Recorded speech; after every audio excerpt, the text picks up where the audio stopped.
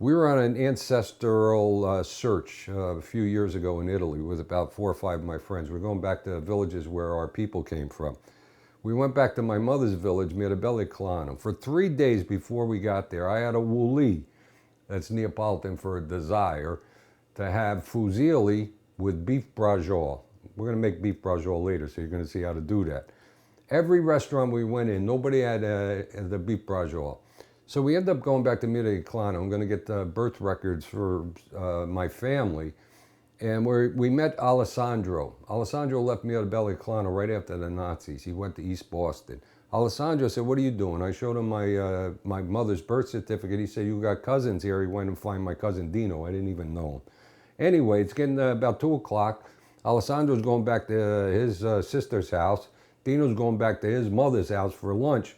We're hungry. They didn't invite us. So we said, where can we eat? They bring us to a little ristorante called Zia Adua, Aunt Adua. So they told us, you're only going to eat what she's making. So we walk in through the glass beads, the door's open, and there's this woman and her husband, about 70 in their 70s. And so we asked her what she's making. She was making fusilli with beef braciole, what I had been looking for 3 days. So she goes in the kitchen, she brings us an antipasto, she comes back, she serves us the fusilli. My mother passed in the 70s. I never thought I was going to have my mother's gravy again. What Zia Adua had on that fusilli tasted just like my mother's. So these recipes are developed over hundreds of years. These people in this village basically cook the same way. So I'm enjoying the fusilli, and that kind of meal, the beef braciole, you have as your second course. So she brings out the beef braciole. She gives all my friends one. She puts two on my plate.